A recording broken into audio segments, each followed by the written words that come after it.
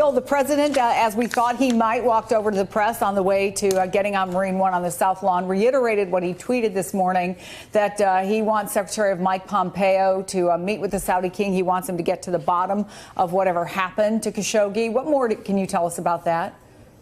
Well, the administration, Chris, has been very cautious about, attributing Khashoggi's disappearance or killing to the Saudis until they have what they believe to be more concrete evidence. Of course, U.S. intelligence intercepts have shown a Saudi plot. The intelligence community in the United States is believing that there was Saudi involvement in Khashoggi's disappearance, but President Trump is not yet reiterating that. I was in the Oval Office with him on Saturday when he talked to a number of reporters, and he vowed a very powerful and severe punishment for Saudi Arabia if it's found out that they did this. But then Mike Pompeo, the Secretary of State, interjected and said, look, we have a lot more we need to find out.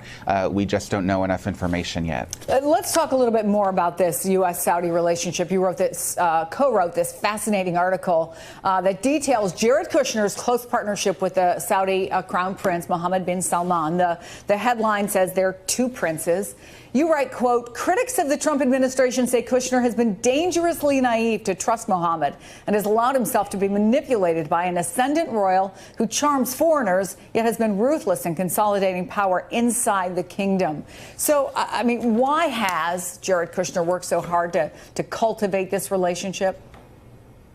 Well, he saw Prince Mohammed as a like-minded and generational peer and developed a relationship very early on in the Trump presidency that he thought would pay dividends for the United States. It was Jared Kushner who convinced President Trump to make Saudi Arabia, to make Riyadh his very first visit on foreign soil as president. And when Trump got there, he was feted with that military jet flyover, with the sword dance and so forth, and with billions of dollars in promised arms deals. Yeah, and over the objections of Rex Tillerson, who, of course, was Secretary of State at the time.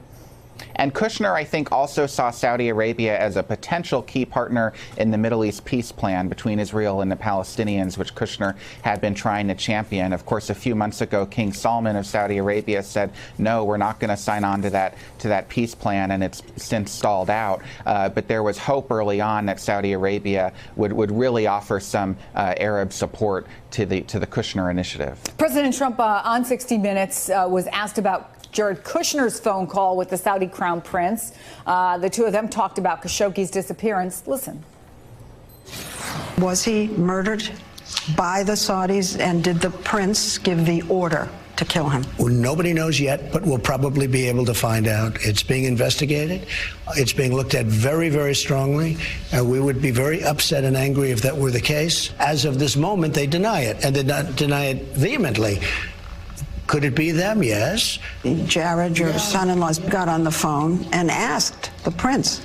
Did he deny it? They deny it. They deny it every way you can imagine. In the not too distant future, I think we'll know an answer. So what do you think, Phil? Is the Kushner relationship with the Saudi Crown Prince having any influence on how President Trump is handling all of this? It's a little bit unclear, Chris. We know that Jared's relationship with Prince Mohammed is one of the key connections between the U.S. and Saudi Arabia, and so it was last week that the two of them spoke to try to get some answers on the Khashoggi situation. Of course, the prince denied it, as the king has denied to President Trump this morning. And I have to tell you, it seems like another example where President Trump is sort of taking a foreign power at their word.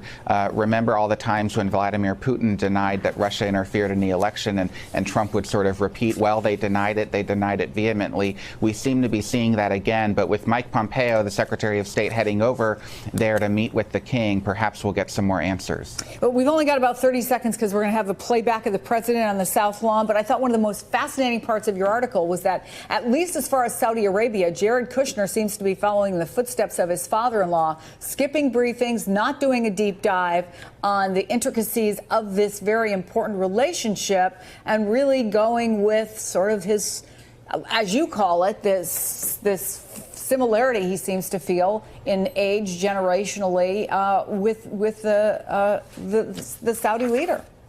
Yeah, early on, Chris, Jared did a lot of one-on-one phone calls with the Saudi Crown Prince, which alarmed some national security officials, although administration officials say that since then he has been following protocol and looping in his colleagues. Hey there, I'm Chris Hayes from MSNBC. Thanks for watching MSNBC on YouTube. If you want to keep up to date with the videos we're putting out, you can click subscribe just below me or click over on this list to see lots of other great videos.